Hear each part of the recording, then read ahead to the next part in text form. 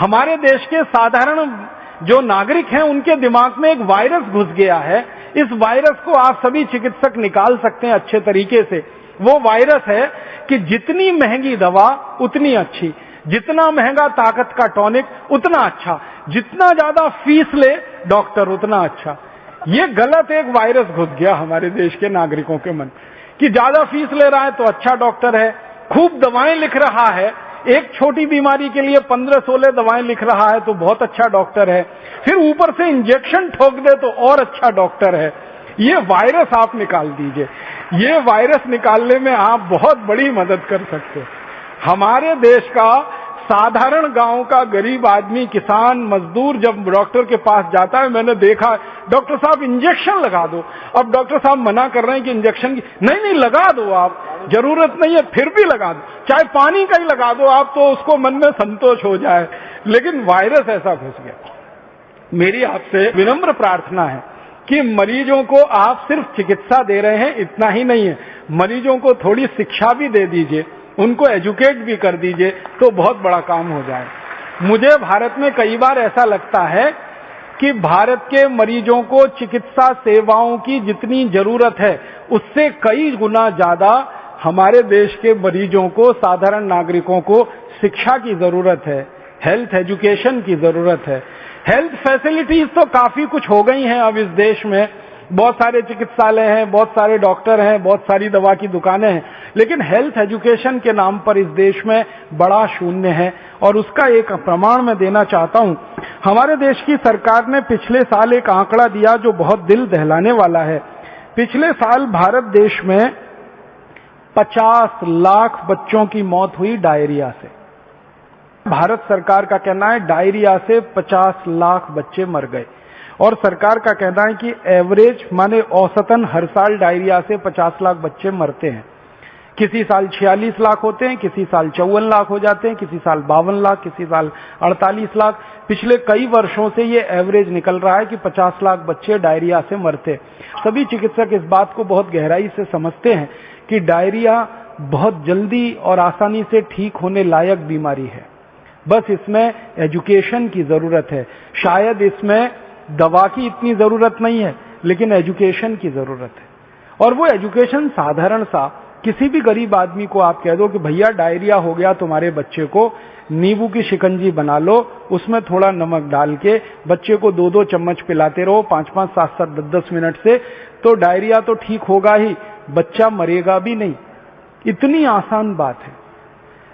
परम पूजनीय स्वामी जी एक नुस्खा बताते हैं जिसको आप जरूर उपयोग करिए कि कच्चे दूध में नींबू निचोड़कर तुरंत पिला दीजिए फटने से पहले। एक खुराक में ही इतना गहरा असर आता है कि दवाओं की बिल्कुल जरूरत ही नहीं है। तो जिस देश में कच्चे दूध में नींबू निचोड़कर डायरिया ठीक होने की पूरी व्यवस्था हो और घर में नींबू की शिकंजी बनाकर नमक मिलाकर पिलाने की सबके पास सुविधा हो, उस देश में 50 लाख बच्चे हर साल मर जाएं डायरिया से, ये एक ही बात का प्रमाण है कि हमको हेल्थ फैसिलिटी नहीं, हेल्थ एजुकेशन की बहुत जरूरत है इस देश को। भारत सरकार ने पिछले साल इसी तरह का एक आंकड़ा और दिया, वो और भी दुख देता है कि हमारे भारत देश में 40,000 बच्चे हर साल अंधे हो जाते हैं विटामिन ए की कमी से। अब 40,000 बच्चे अगर हर साल अंधे हो रहे हों विटामिन ए की कमी से, तो इसमें शायद दवा की इतनी जरूरत नहीं जितनी एजुकेशन की जरूरत है। जिस भारत में गाजर पैदा होती हो, जिस भारत में भरपूर दूध पैदा होता हो, जिस भारत में दही हो, जिस भारत में पनीर हो, जिस भारत में मूंगफली हो, वहां के बच्चों को विटामिन ए की कमी हो जाए और वहां के बच्चे अंधे हो जाएं विटामिन ए की कमी से, और वो भी 1-2 नहीं 40,000। और इन आंकड़ों में ध्यान यही दीजिएगा कि सरकार के पास जो रिपोर्टेड केस हैं वो ये 40,000 बच्चों के अंधे होने के हैं प्रतिवर्ष के, या 50 लाख बच्चों के डायरिया के मरने के केसेस हैं, ये रिपोर्टेड केसेस हैं। अनरिपोर्टेड जिनकी दर्ज ही नहीं है कहीं कोई सूचना, वो और भी बड़े हो सकते हैं। तो ये 2 आंकड़े पढ़कर तो मेरा दिल दहल गया कि जब भरपूर गाजर पैदा हो रही है और विटामिन ए की हर चीज इस देश में मिलती है। बहुत सारे देश हैं दुनिया में जहां गाजर नहीं हो सकती, बहुत सारे देश हैं जहां मूंगफली नहीं हो सकती, बहुत सारे देश हैं जहां दूध नहीं है क्योंकि जानवर नहीं है, बहुत सारे देश हैं जहां मक्खन नहीं है, दही नहीं है, पनीर नहीं है क्योंकि उनके यहाँ जानवरों की संख्या नहीं है। वहां पर विटामिन ए की कमी से हजारों बच्चे अंधे हो जाएं तो एक बार को समझ में आता है। भारत जैसे देश में जहां प्रचुर भंडार है, सस्ती कीमत पर विटामिन ए उपलब्ध है, वहां अगर हजारों बच्चे 40,000 अंधे हो जाएं तो ये बहुत दुख होता है, धक्का लगता है दिल को। आप इसमें बहुत बड़ी भूमिका निभा सकते हैं। इस तरह की जो समस्याएं हमारे देश में हैं, इनमें बहुत बड़ी भूमिका निभा सकते हैं। विटामिन सी की कमी हो जाए हमारे भारत देश में तो आप जानते हैं कि इस देश में विटामिन सी का बहुत बड़ा स्रोत है आंवला, आसानी से उपलब्ध है, 10, 12, 15 रुपए किलो में आसानी से उपलब्ध है। जब सीजन आता है तब आप इसको इकट्ठा करके रख सकते हैं और इसको सालों साल इस्तेमाल कर सकते हैं। अपने पतंजलि योगपीठ की तरफ से तो आंवले के कई उत्पादन हैं, लेकिन लोग चाहें तो इसको अपने घर में ही तैयार करके हमेशा के लिए रख सकते हैं। इतना बड़ा स्रोत है विटामिन सी का। अब हमारे पास प्रकृति ने दिया, भगवान ने दिया, विटामिन ए के स्रोत हैं। विटामिन B12 की तो भारत में कभी कमी नहीं हो सकती क्योंकि यहाँ के लोग जितने तरह की सब्जियां खाते हैं, जितने तरह के फल, मौसमी फल खाते हैं, सवाल ही नहीं उठता कि हमको विटामिन B12 कभी कमी हो जाए। ऐसे हमारे देश में प्रकृति के द्वारा जो बहुत सारे समृद्ध पदार्थ हैं, सस्ते हैं, कीमत में आसानी से उपलब्ध हैं, हर जगह होते हैं। सबसे बड़ी बात है कि आंवला भारत में हर जगह आसानी से मिल जाता है, गाजर भारत में हर जगह आसानी से मिल जाती है, टमाटर हर जगह आसानी से मिल जाता है। तो क्यों नहीं हम इनका हमारे मरीजों में, हमारे देश के साधारण नागरिकों में प्रचलन बढ़ाएं। और इस प्रचलन को हमारे देश में जितना ज्यादा आप बढ़ा देंगे, हमारे मरीजों की फालतू दवाओं पर निर्भरता उतनी कम हो जाएगी। कैल्शियम की कमी के आपके पास जितने सारे मरीज आते हैं और आप उनको कैल्शियम के बहुत सारे स्रोत बताते हैं और आप भारत में बहुत सारी सस्ती सस्ती चीजों से कैल्शियम को उपलब्ध करा सकते हैं। सबसे आसानी से कैल्शियम हमारे यहाँ उपलब्ध है चूने के पत्थर के रूप में। और चूने का पत्थर एक 50 पैसे का बाजार से खरीदो, पानी में डाल के उसको रखो तो इतना चूना बन जाता है कि साल, 2 साल, 5 साल, 10 साल हम बहुत आसानी से अपने कैल्शियम की पूरे परिवार की जरूरत कम कर सकते हैं। आप भारत के लोगों को एक छोटी सी बात कहिए, विनम्रता से मैं आपसे कहना चाहता हूं कि लोगों से कहिए कि कैल्शियम की कमी पूरी करनी है तो सेंडोज की गोलियां ले आते हैं। कैल्शियम सेंडोज की सैकड़ों रुपए की गोलियां आती हैं। बेचारा गरीब आदमी तो सोच के ही परेशान हो जाता है, फिर उसका खर्चा बहुत बढ़ जाता है। माताओं को अक्सर गर्भावस्था के समय में कैल्शियम की गोलियां आप सब बताते हैं, तो उनको इतना ही कह दीजिए कि चूना खाओ, और लोगों से कहिए चूना लगाओ मत, किसी को चूना खाओ। चूना लगाने के लिए नहीं है, खाने के लिए है।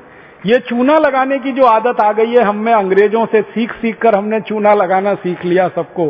पहले कोई इस देश में किसी को चूना नहीं लगाता था, अंग्रेजों के आने के बाद हमने चूना लगाना सीख लिया। तो लोगों से कहिए चूना लगाओ मत, चूना खाओ। ये चूना खाने के लिए है। हाँ, बस इतना ही विनम्रता से कहिएगा कि तंबाकू के साथ मत खाओ। उसको खाना है तो दही में डाल के खाओ, उसको खाना है तो दाल में डाल के खाओ, उसको पीना है तो पानी में डाल के पियो। मामूली सी मात्रा जीरे के दाने के बराबर, गेहूं के दाने के बराबर दही में, नहीं तो दाल में, नहीं तो सब्जी में, नहीं तो पानी में आसानी से खाया जा सकता है और बहुत बड़ा कैल्शियम का स्रोत है। भगवान ने इतना बड़ा कैल्शियम का स्रोत इस देश को दिया है, शायद ही किसी देश में होगा। वो चूने का पत्थर ही है जिससे हम सीमेंट बना रहे हैं, वो चूने का पत्थर ही है जो 20 तरह के उद्योग में जा रहा है। वो ही चूना हमारे मरीजों के कैल्शियम की पूर्ति में बहुत बड़ी भूमिका निभा सकता है। तो ये साधारण सी बातें आम आदमी के दिल दिमाग में बहुत जल्दी बैठ जाती हैं, लेकिन आप कहेंगे तो ज्यादा अच्छे से।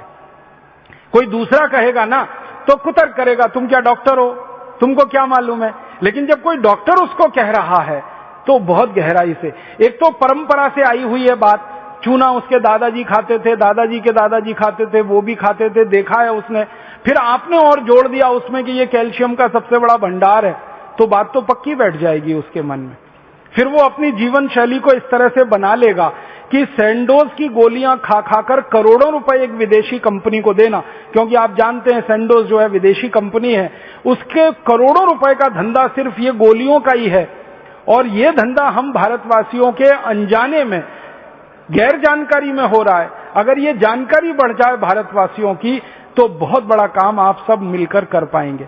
तो मेरा एक ही विनम्र आपसे कहने का प्रयास है वो ये कि आप थोड़ा एजुकेशन, किसी भी पेशेंट को थोड़ी एजुकेशन दीजिए, थोड़ी शिक्षा दीजिए, सामान्य ज्ञान उसको बताते जाइए ताकि वो गंभीर बीमारियों से बचता रहे, अपने परिवार को भी बचाता रहे। बहुत दुख होता है कि भारत में 60 से 70% बीमारियां खराब पानी के कारण है, गंदे पानी के कारण है। अब मरीजों को और हमारे देश के सभी साधारण नागरिकों को ये बताया जा सकता है कि भाई पानी को ठीक करके पियो, उबाल करके पियो, छान करके पियो, इसकी गंदगी से आप इतनी बीमारियों से परेशान हो। डायरिया तो आप जानते हैं कि खराब पानी से ही होता है, हैजा तो आप जानते हैं खराब पानी का ही दुष्परिणाम है। आप तो जानते हैं लीवर की कई सारी बीमारियां बहुत सारे गंदे पानी के कारण, खराब पानी के कारण है। तो ये साधारण सी बातें हमारे मरीजों को ध्यान में आप लाते रहें और उनको थोड़ा एजुकेट करते रहें, शिक्षित करते रहें, तो बहुत बड़ा काम आप सब कर सकते हैं।